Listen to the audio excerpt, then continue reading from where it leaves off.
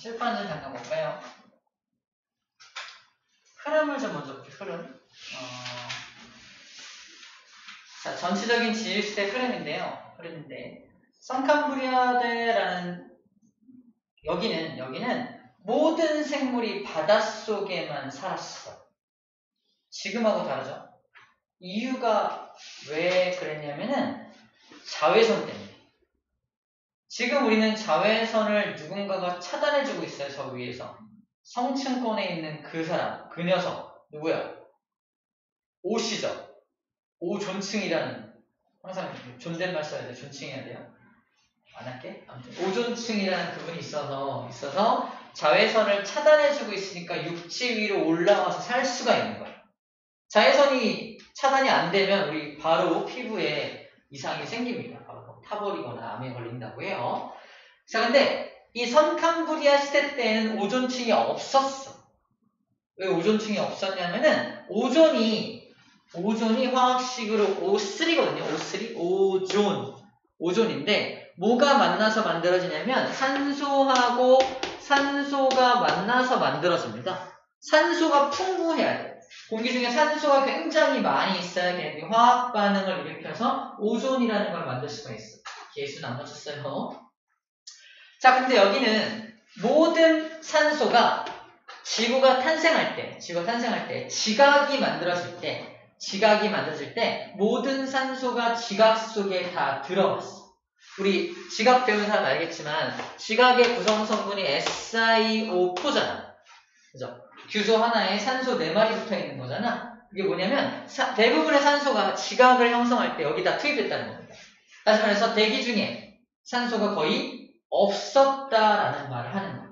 성캄브리아대 초창기에는 대기 중에 산소가 거의 없었다. 이산화탄소들만 많이 있고요. 질소, 메탄가스 등등 이상한 옛날 원시 기체들만 있었고 산소는 많이 없던 시대입니다.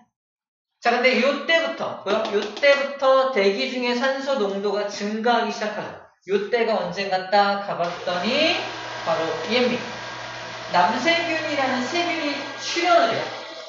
자, 남세균이라는 세균이 있기 이전에도 세균들이 살았어. 근데 걔네들은 산소를 만들어내는 세균이 아니라 산소를 없애거나 또는 산소 없이도 막 살 수 있는 그런 세균들이었거든요. 근데 이제 광합성을 하는 최초의 세균이 탄생하게 된 겁니다. 광합성을 한다는 건 이산화탄소를 끌어들여서 산소를 만들어내는 거잖아. 산소를 점점 얘 때문에 산소의 농도가 점점 증가해. 하지만 산소의 농도가 증가는 하지만 아직 오존이 만들어지기는 좀 어려운 시절입니다. 그래서 언제 오존이 만들어지냐면 고생대 때 만들어져. 고생대 중반 넘어가서 만들어지거든요. 그러니까 성캄브리아 때는 내내 오존층은 없었다는 거 기억해요. 그렇다면 모든 생물은 육상으로 올라갈 수가 없었다는 뜻입니다. 그래서 모든 생물은 바다에만 살았다는 거예요. 그래서 모든 생물이 바다에 살았다. 되게 약간 하등한 생물들이 바닷속에만 살고 있는 모습을 상상해 주면 됩니다. 그래서 남세균, 광합성 세균입니다. 스트로마톨라이트, 에디아카라 동물군 이런 거 전부 다 바닷속에만 살고 있던 녀석들이다라고 일단 기억해 주고요. 조금 더 진화를 해서 진핵생물이 출현을 해요. 자, 남세균 같은 이런 세균은 얘랑 반대말로 뭐라고 하냐면 원핵생물이라고 해요. 원핵생물. 아주 원시적인 핵을 가진 생물을 원핵이라고 하고요. 진핵은 진짜 핵을 가진 생물을 말합니다. 얘는 원시적인 핵이라는 것은 핵막을 갖고 있지 않고 DNA, RNA가 막 풀어져 있어요. 근데 진핵이라는 녀석은 핵막 속에 딱 DNA, RNA가 핵막 속에, 핵 안에 딱 갇혀있는 것들을 말합니다. 누가 더 안정적이다? 진핵이 훨씬 더 안정적입니다. 우리 배운 사람은 알겠지만 DNA, RNA가 복제를 해야 됩니다. 전사라는 걸 막 해야 돼. 근데 핵막이 없으면 밖에서 그걸 하다 보면은 막 여러 가지 세포 소기관들 와서 부딪히고 충돌하고 해서 만들다가 꽉 나. 그치? 우리가 워드 프로세서를 막 치고 있는데 전원 나간 느낌? 그 느낌, 나만 느끼나?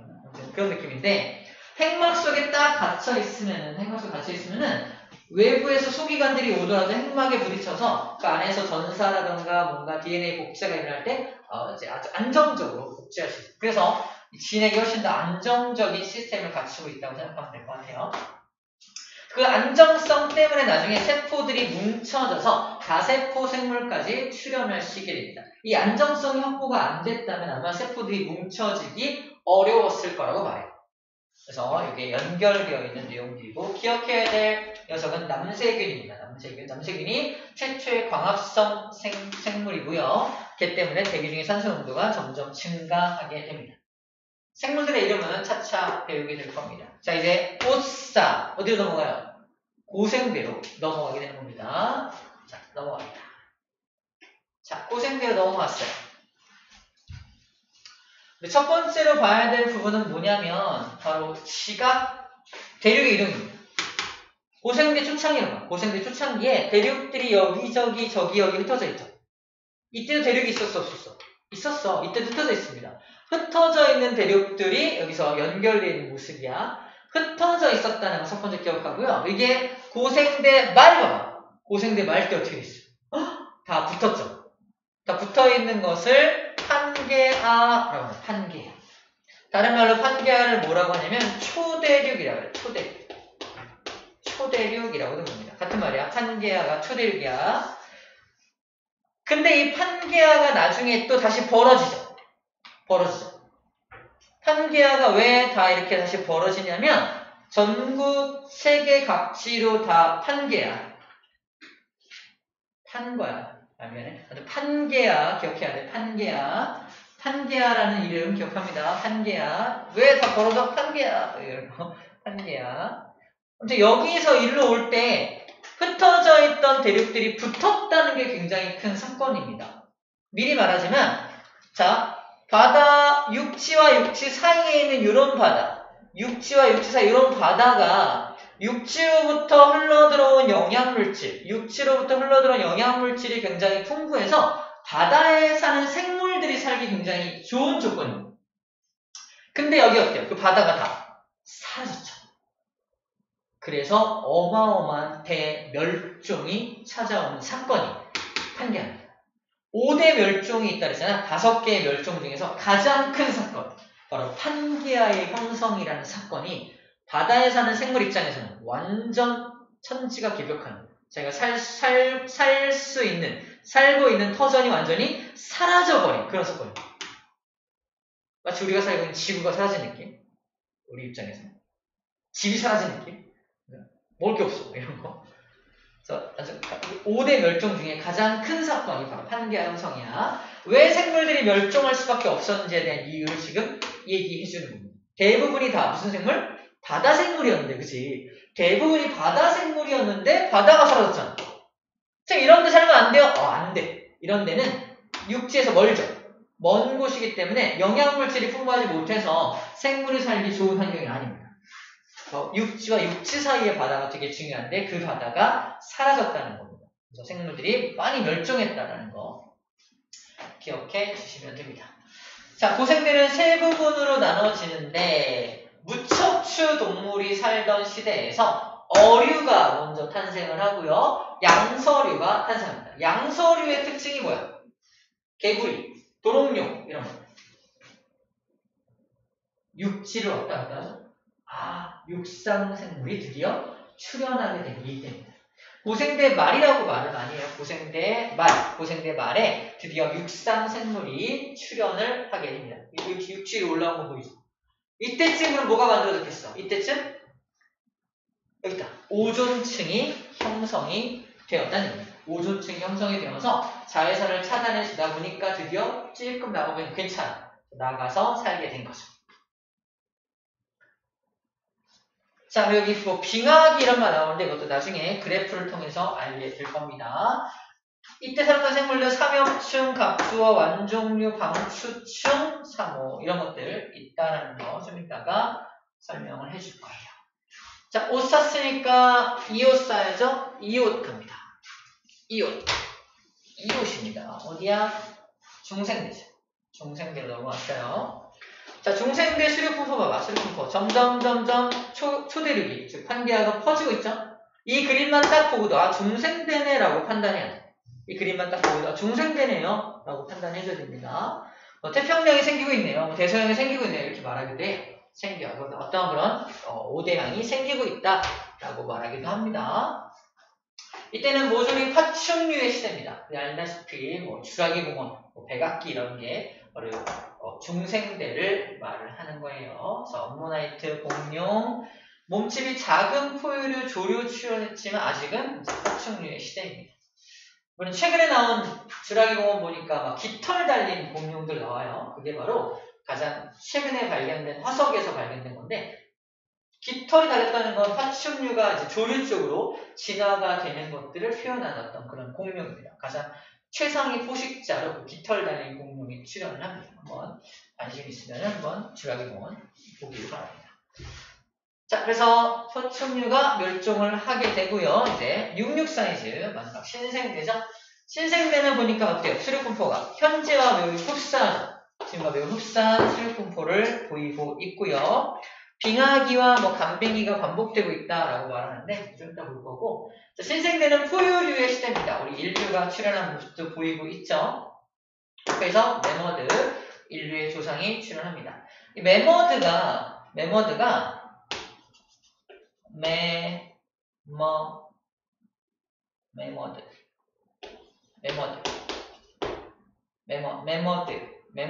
이것이 매머드거든요.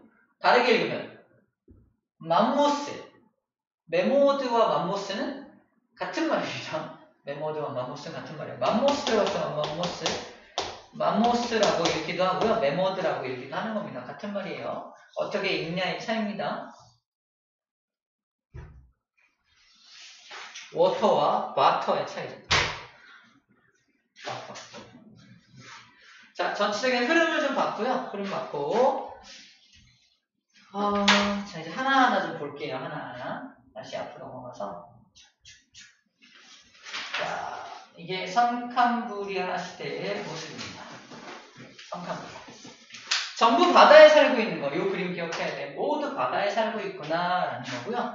화석 되게 드물게 발견되죠. 화석이 되게 드물게 발견되고. 자, 이것도 체크해야 돼. 기후가 전반적으로 온난했다. 좀 따뜻한 기후를 가지고 있었을 것입니다. 마지막에 빙하기가 있었을 것으로 추정이 된다. 추정하고 정확히 알기 어려운 이유가 여기 나와 있어요. 화석의 정보가 없어. 그러니까 화석이 굉장히 많은 정보를 주는데 선캄브리아대 화석은 많이 발견이 안 돼. 그러니까 선캄브리아대에 대한 정확한 정보를 좀 알기가 어려워. 이랬을 것으로 추정이 돼. 이렇게 말을 하고 있는 거예요. 자, 그래서 화석이 왜 드물게 발견되는지 똑같은 얘기 또 한 번 하고 있고요. 자, 생명체가 바다에서 출현했고 체크할 거. 자외선이 바닷속에 들어가지고 물속에는 자외선이 못 들어가요. 그래서 물속에서만 살았던 거야. 자, 우리 자외선은 오존층이 차단한다라고만 알고 있는데 아까도 말했지만 물속도 못 들어가요. 물속도 자외선은 못 들어갑니다. 바닷속에는 살 수가 있다라는 거예요. 자, 그때 남세균 출현하게 되고요. 산소를 방출하게 되고요. 그 다음에 스트로마톨라이트라는 것하고요. 에디아카라 동물군이라는 것도 함께 암기를 해야 합니다. 좀 이따가 한꺼번에 정리를 해주도록 할게요. 좀 이렇게 결론부터 말하면 스트로마톨라이트가 뭐냐면 우리 남세균이지, 남세균. 이 사이아노박테리아라는 세균인데 이 남세균이 이제 죽을 때 이제 무덤처럼 한 곳에 모여서 막 죽어요. 세균이. 근데 그 남세균이 죽어가면서 외부에 약간 끈적끈적한 물질을 만들면서 죽는데 그게 외부에서 돌 성분을 막 붙여가지고 딱딱한 물질로 변한 거야. 그 남세균이 죽은 어떤 시체? 남세균 시체들이 발견되는 게 스트로마톨라이트라고 하면 됩니다. 다시 말해서 스트로마톨라이트라는 생물이 살았던 게 아니야. 스트로마톨라이트라는 생물이 살았던 게 아니라 어떤 세균이 살았던 흔적들, 세균이 죽어갔던 흔적들이 발견되는 게 스트로마톨라이트이고요. 그 다음에 후기에 이제 다세포 생물들, 그죠? 그러니까 원핵생물 출현, 진핵생물 출현하면서 다세포 생물이 출현했다고 했잖아. 다세포 생물들이 출현해서 이제 동물군을 만들어요. 동물군. 그래서 동물군의 모습도 동물들이 이거 똑같아. 동물들이 잔뜩 조그만 동물들이 모여가지고 같이 죽어있는 어떤 무리 동물군을 에디아카나 동물군이라고 불러줍니다. 이것도 하나의 종이 아니죠. 여러 개의 동물 군들이 함께 모여서 화석으로 발견됩니다. 크기가 상대적으로 되게 작았기 때문에 이렇게 화석이 발견된다라고 보면 될 것 같습니다.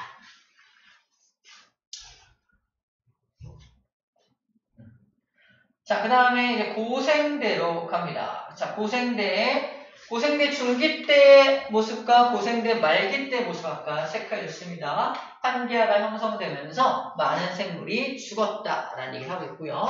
자, 초기에는, 초기 때는 바다가 넓으니까 해양 생물이 굉장히 많은 수가 생겨나게 됩니다.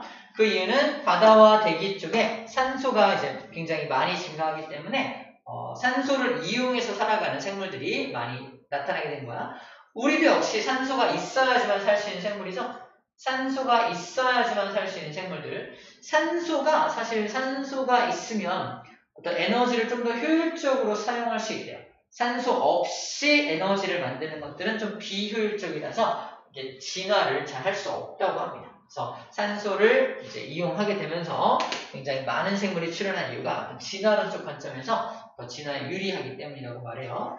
자, 그 다음에 육상생물이 드디어 출현을 하게 됩니다.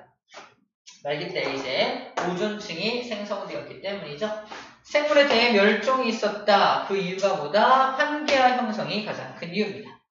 화산 폭발도 있었겠지만 이제 대륙들이 만나면서 화산 폭발이 있을 수 있겠죠. 우리 판의 경계니까. 하지만 더 큰 건 판기아 형성이라는 겁니다. 자, 각각 바다와 육지에서 어떤 것들이 살았는지 한꺼번에 정리해 주도록 할 거고요. 자, 요 표를 잠깐 볼게요. 요 표. 확대. 봐봐. 시간 억년 전이죠. 여기 오싸, 뭐야 오싸? 이거 체크하는 오싸. 고생대 여기네. 그치? 고생대 여기니까 오존층 생성 여기 됐겠네. 그죠? 이럴 때 쓰는 거야. 이거 먼저 보고. 여긴다 선캄브리아드네.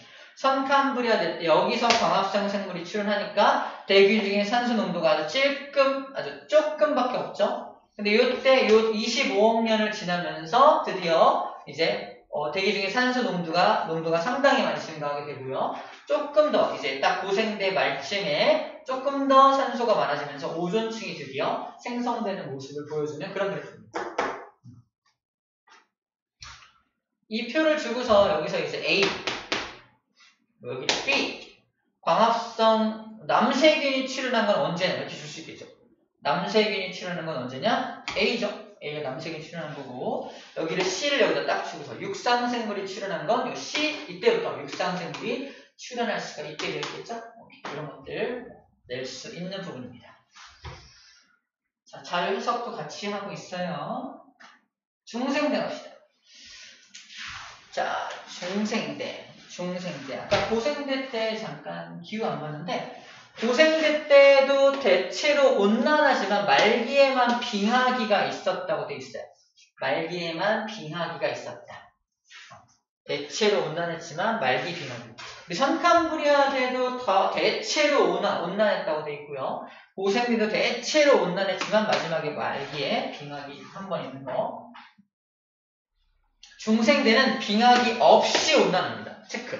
중생대는 전부 다 온난해요. 빙하기가 없어. 무슨 말이냐? 굉장히 식물들이 살기에 굉장히 좋은 환경이었다. 그래서 어마어마하게 큰 식물들이 자랄 수 있었고 그 어마어마하게 큰 식물을 먹고 사는 초식공룡의 크기 알죠? 엄청 크잖아. 브라키오사우루스인가? 이런 엄청나게 큰 초식 공룡들이 살 수 있었던 이유가 이겁니다. 빙하기 없이 전반적으로 온난하니까 식물들의 천국. 식물이 엄청나게 많고 엄청나게 많은 식물들을 먹고 사는 공룡들도 잘 살 수 있었던 시기라고 보면 될 것 같습니다. 자, 판기아가 드디어 분리되고 있는 모습, 그래서 대서양과 인도양이 생겨나고 있는 모습을 체크해주면 됩니다. 이 그림만 보고도 중생대구나라는 걸 알 수가 있어요. 자, 그리고 중생대 때는 이제 육지와 바다를 넘나들면서 생물들이 많이 살기 때문에 그리고 다양한 서식지가 만들어지고 있다. 생물이 다시 번성하게 되었다. 이런 걸 하고 있고요. 자, 말기에 공룡이 다 멸종했죠. 공룡 멸종에 대한 썰은 두 가지 썰이 있습니다. 첫 번째는 운석 충돌설, 두 번째는 화산 폭발설이 있는데 운석이 지구에 꽝 충돌하게 되면은 어마어마한 먼지가 하늘 위로 올라가게 되고 먼지가 태양을 차단하다 보니까 태양 빛을 차단하다 보니까 지구에 뭐가 온다? 빙하기가 오는 거죠. 마지막에 빙하기 얼어붙는 것에 얼어붙으면서 생물들이 공룡들이 멸종했다라는 썰이 있고요. 화산 폭발도 마찬가지예요. 화산이 폭발하면서 또 어마어마한 화산체가 하늘을 뒤덮어서 또 빙하기를 초래했다 이런 썰이 있습니다. 근데 뭐가 맞는지 아직 몰라요. 소행성 충돌설, 화산 폭발설 등으로 추정된다라고 되어 있습니다. 아무튼 이때는 공룡들의 시대입니다. 자, 그러면 하나. 신생대로 가볼게요. 신생대. 현재와 비슷한 수륙 분포를 보이고 있고요. 전기에는 온난했지만 후기에는 빙하기 4번, 감빙기 3번. 얼었다가 녹았다가가 반복되고 있다고 말하고 있습니다. 근데 좀 이따 자료 보면 알겠지만 빙하기가 영하 20도, 영하 30도 이런 게 아니에요. 지구의 온도가 좀만 떨어져도 빙하기로 분류합니다. 되게 무서운 사실 하나 알려줄까? 현재 지구는 빙하기입니다. 현재. 이 온도가 빙하기 온도예요. 옛날에 그럼 온난했을 시절에는 지구의 온도가 또 어마어마하게 높았을 거라는 얘기입니다. 자, 이따 자료 보면 알게 돼요. 자, 아무튼 빙하기. 그래서 빙하기 4번에 감빙기 3번이니까 한 번 안 녹았지? 지금도 빙하기라서 그래요. 지금 거대로 있잖아. 빙하기 4번. 감빙기 3번이잖아. 3번 녹고 4번 얼었다며. 지금 얼어있는 상태야. 지금. 얼어있는 상태입니다. 지금 빙하기예요. 자, 그래서 빙하기의 해수면이 낮아진다. 빙하기는 이제 빙하가 얼어붙는 거니까 이제 해수면은 낮아지게 되겠죠. 빙하가 녹으면 해수면이 높아지잖아. 얕은 바다 활동 것이 육지로 드러나서 육지의 면적이 넓어집니다. 육지의 면적이 넓어지면서 생물들이 그 육지로 흩어지는 모습을 상상해주면 되고요. 넓은 초원과 현재와 비슷한 포유류들이 많이 살고 있는 모습을 상상해주면 되겠습니다. 오케이. 이런 정도가 이제 전체 지질시대에 대한 내용이고요. 자, 이거 아까 보여주신 이겁니다. 자, 여기 온난 한랭 보여요? 온난과 한랭. 이거 온도는 안 나와 있는데, 이거 안타깝다. 이 온도가, 여기 있다. 현재 지구 온도. 현재 지구 온도가 현재 평균 지구 온도 15도. 여기 말하는 거, 여기. 이게 15도라고. 15도. 이게 15도야, 15도. 15도를 기준으로 15도보다 온도가 낮으면 빙하기입니다. 15도보다 온도가 높으면은 이제 감빙기 또는 온난했다라고 표현하는 거야. 자, 고생대에는 빙하기가 있어요. 봐봐. 고생대 때 여기 빙하기 보여요? 15도보다 떨어졌기 때문에 빙하기라고 부르는 거예요. 대부분 다 고생대 때 온난했지만 중간에 살짝 빙하기 있었고 말기에 큰 빙하기가 찾아옵니다. 선캄브리아 대 때는 중간에 살짝 빙하기, 마지막에 또 빙하기가 이렇게 있죠. 선캄브리아 대 때. 중생대는 빙하기 있어 없어? 봐봐. 빙하기 없죠? 15도 이하로 떨어진 데가 없다는 뜻입니다. 신생대 때는 점점점 온도 떨어져서 현재 어때요? 온도가 매우 낮은 상태예요. 3번에 이게 녹고 얼고 여기 1, 2, 3가 감빙기, 1, 2, 3, 4가 빙하기. 그래서 현재는 빙하기다라고 말하는 게 거예요. 그래서 이런 기준이 달라요. 기준이 빙하기 기준이 15도를 기준으로 한다는 거예요. 그래서 이 표를 보고서 우리 상식을 좀 깨야 돼요. 상식을 깨야 됩니다. 엄청 추워야 빙하기가 아니라는 거. 이 표를 다 기억할 필요는 없지만 하나는 기억해야 됩니다. 하나, 중생대 때는 빙하기가 없다라는 사실. 고생대 말에 가끔 나오더라고요. 고생대 말에 빙하기가 있었다라는 사실. 이 정도. 이 표는 변하지 않아요. 항상 같은 표가 제시가 될 거예요. 이 표를 해석만 잘 해줄 수 있으면 됩니다.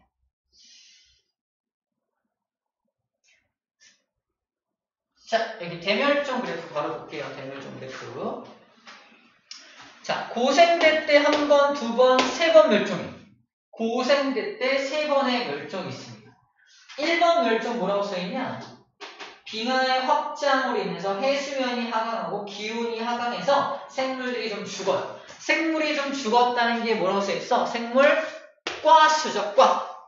과가 뭐냐면 우리 옛날에 배웠는데 기억나나? 종이 모이면 속이 됩니다. 속이 모이면 과가 돼요. 과가 모이면 목이 되고요. 강이 되고요. 문이 되고요. 개가 됩니다. 예를 들어서 동물개. 우린 동물개에 속해 있죠. 동물개에 속해 있고요. 척추동물문. 척추동물문에 속해 있고요. 우리는. 그 다음에 강은 포유강입니다. 포유강. 젖을 포함하고 있는 무리에 속하고 있고요. 목부터는 이제 우리 인류에 해당하는 그런 목이 됩니다. 이렇게 우리 인류는 뭐 여러 가지 있죠. 예를 들어서 이런 거 해볼까? 고양이, 사자 이런 거 포유강 똑같죠? 똑같고 모기, 개가 식용목. 지금 뭐 예를 드는 거냐면 고양이를 예를 들면 고양이는 동물개고 척추가 있고요. 그 다음에 젖을 갖고 있고요. 식용목이라는 말은 이게 사람 기준인데 먹을 수 있고 키울 수 있는 거 말합니다. 식용. 먹고 키울 수 있는 것들을 말해요. 사람 참 나쁘죠? 과는 고양이과. 고양이 속, 고양이 종. 여러 가지 종이 있죠? 이렇게 쭉 가면 됩니다. 아무튼 과라는 건 여기에 속한 요 과를 말하는 거고 과수가 줄어든다는 건 그 밑에 속해 있는 속이나 종의 수는 쭉 줄어드는 걸 말합니다. 그래서 우리 한 종만 사라져도 멸종된다? 멸종이라는 말이 종이 사라지는 거잖아. 멸종이라고 말하는데 과수가 이렇게 푹 줄었다는 건 어마어마하게 많은 종이 멸종했다는 걸 말합니다. 대멸종이라고 불러주는 거야. 자, 2번 대멸종은 왜 생겼나? 해양의 무산소, 해양의 바닷속에 산소가 없어. 기후가 냉각돼. 소행성이 충돌해. 이런 여러 가지 이유로 두 번째 대멸종이 있을 수 있다. 가능성들만 얘기하고 있습니다. 중요한 포인트는 3번이에요. 3번. 어마어마하게 큰 낙폭을 보이는 1, 2, 3, 4, 5 가장 큰 낙폭을 보이는 게 3번이죠. 바로 고생대 말에 있었던 그 사건. 판게아 형성입니다. 판게아 형성이라는 그 사건 때문에 어마어마하게 많은 생물이 줄어들었다라는 얘기를 하고 있는 거야. 자, 근데 그 이후로는 이제 육지로 생물도 올라가고 서식 환경도 다양해지고 하면서 과수가 이렇게 우상향 곡선을 보이게 됩니다. 중간에 4번과 5번에 간단한 또 대멸종이 있긴 하지만 4번 판게아가 분리되면서 화산폭발이 있어서 좀 많은 생물이 죽었다는 얘기고요. 그 다음에 5번 같은 경우가 중생대가 끝나는 사건이잖아. 중생대 끝나는 사건. 아까 소행성 충돌이나 화산 폭발설이 5번에 해당하는 마지막 5번째 대멸종을 의미합니다. 그럼 가장 큰 멸종을 초래했던 게 판게아 형성이라는 걸 체크해주고요. 중요한 또 포인트가 뭐냐면, 자, 처음의 과수와 지금 현재의 과수가 어때요? 엄청 차이 나죠? 무슨 말이냐? 여러 번의 멸종들을 통해서 다양한 종류의 생명체들이 생겨났다는 걸 의미합니다. 멸종이 없었다면 이렇게 우상향을 보일 수가 없었다라는 걸 하는 거예요. 예를 들어볼게. 지금도 공룡이 이 세상을 지배하고 있는 중생대라고 상상해봐. 공룡이 다른 생물들을 가만 놔뒀을까? 다 잡아먹겠죠. 과수가 증가할 수가 없었을지도 모른다는 겁니다. 너무 커다란 어떤 강자가 있으면 다른 것들이 살아남지 못하는 거랑 똑같아요. 근데 이제 어느 정도 멸종을 하고 새로운 종류의 생명체들이 탄생하면서 전체적으로 과수가 증가하고 있다. 다른 표현법으로 생물 다양성이 증가했다는 겁니다. 대멸종으로 인해서 생물 다양성이 증가했다. 대멸종이라는 것은 어느 정도 필요했을 수도 있겠네. 그치? 어느 정도 필요했을 수 있겠네. 라고 정리할 수가 있을 겁니다. 자, 그런 얘기이고요. 이제 마지막으로 암기법만 좀 소개해 줄게요. 시간 좀 있죠?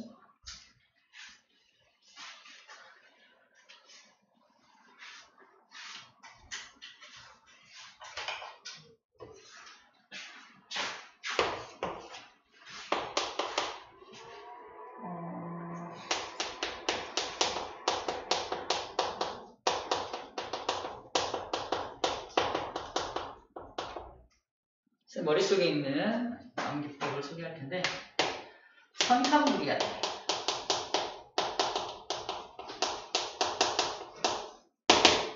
스트로마토라이트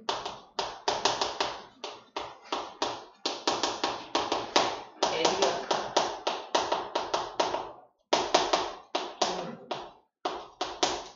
일단 겁나 길죠? 이름이. 두 번째 고생 삼엽충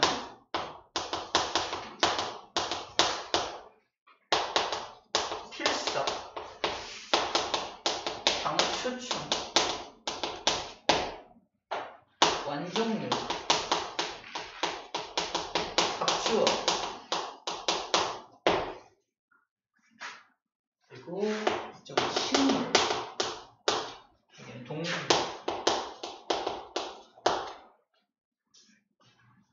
식물은 양치식 건성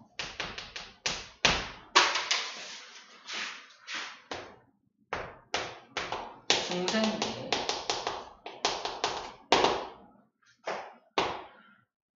공룡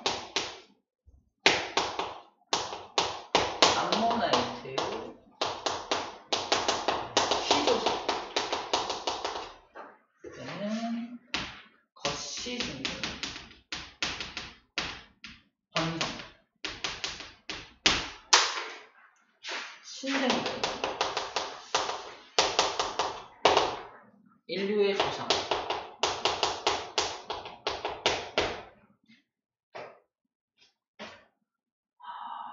말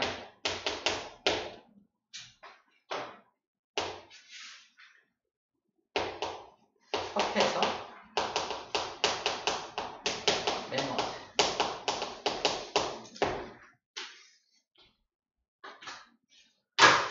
속시식물 건성 여기는 진화의 순서야. 양치식물 다음에 겉시식물로 진화하고 겉시식물 다음에 속시식물로 진화하는 진화의 단계입니다.